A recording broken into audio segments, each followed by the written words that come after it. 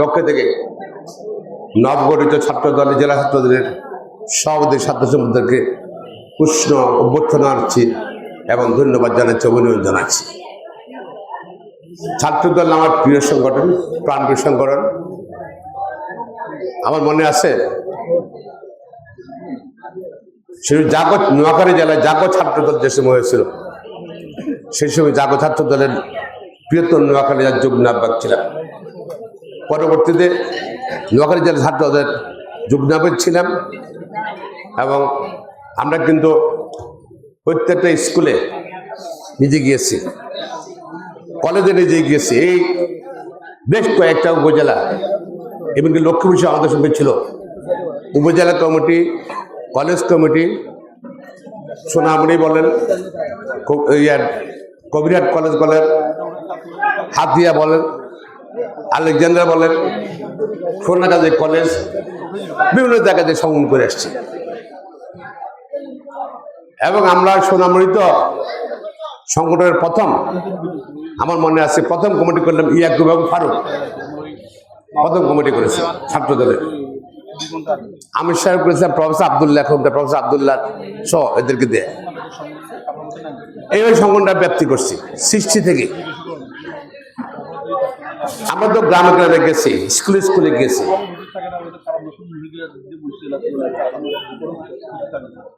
ছাত্রদল কিন্তু মাঠ পর্যায়ে করতে হবে, এর কোনো বিকল্প নাই। আমাদের মাননীয় প্রধানমন্ত্রী কিছুদিন আগে বলেছেন, সরকারের শক্তিশালী দল আর দলের প্রাণ হল ছাত্র দল। ছাত্রদল শক্তিশালী না থাকে, যদি ছাত্রদল দুর্বল থাকে, বিএনপি যে এলাকায় ছাত্র দুর্বল সেখানে বিএনপি দুর্বল। যে এলাকায় ছাত্র শক্তিশালী, বিএনপি শক্তিশালী। কারণ এই ছাত্রদল তো প্রাণ শক্তি। এবং আমরা অত্যন্ত আনন্দিত, বর্তমানে নোয়াখালী জেলা বিএনপির প্রেসিডেন্ট সেক্রেটারি দুজনই ছাত্রদলের নেতা ছিল।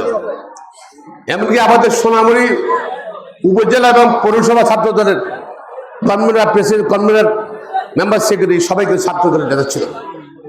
সুতরাং আমি বুঝি না ছাত্র দলের শক্তিশালী হবে না কেন। তবে 17 বছর সাংগঠনিকভাবে আন্দোলন করাতে গিয়ে ভালোভাবে সাংগঠনিক কাজকর্ম করা যায়নি। এখন সময় আসছে সংগঠন করতে হবে। আমাদের নির্বাচন, গত 12 তারিখ নির্বাচন করতে গিয়ে আমরা পেয়েছি প্রত্যেক গ্রামে ছাত্র আছে, কলেজে আছে, ইউনিভার্সিটি আছে, মাইজি পড়ে। এরা কিন্তু দলের সংগঠনের মধ্যে অন্তর্ভুক্ত নাই, নির্বাচন করেছে। এদেরকে নিয়ে আসতে হবে দলে, ছাত্রদল করতে হবে ছাত্রদের দিয়ে। অবশ্যই এর দায়িত্ব পালন করতে হবে। যারা বর্তমানে ছাত্রদল করেন তারা দায়িত্ব পালন করতে ছাত্রদল করতে হবে। উপজেলা বিএনপি তারা ছাত্র নেতা, ছাত্রদলকে শক্তিশালী করার জন্য তারা সহায়তা করতে হবে। আমরা ভর্তি সভা করেছি, কিছু আজকে ভর্তি সভা আছে, সেখানে সিদ্ধান্ত নেব প্রত্যেক গ্রামে গ্রামে, ইউনিয়নে, স্কুলে, কলেজে, মাদ্রাসায় আমরা সংগঠন করার জন্য সিদ্ধান্ত আজকে নেব। এবং সদস্য সংগ্রহ দেওয়া হবে, সদস্য সংগ্রহ বই দেওয়া হবে। মহিলা দল, ছাত্র দল, যুব দল, কৃষক দল সহ সকল অঙ্গ সংগঠনের মাঠ পর্যায়ে আমরা সংগঠন করব এবং মাঠ পর্যায়ে জনসংযোগের মাধ্যমে নেতা নির্বাচিত হবে। কাউকে চাপিয়ে দেওয়া হবে না কোথাও।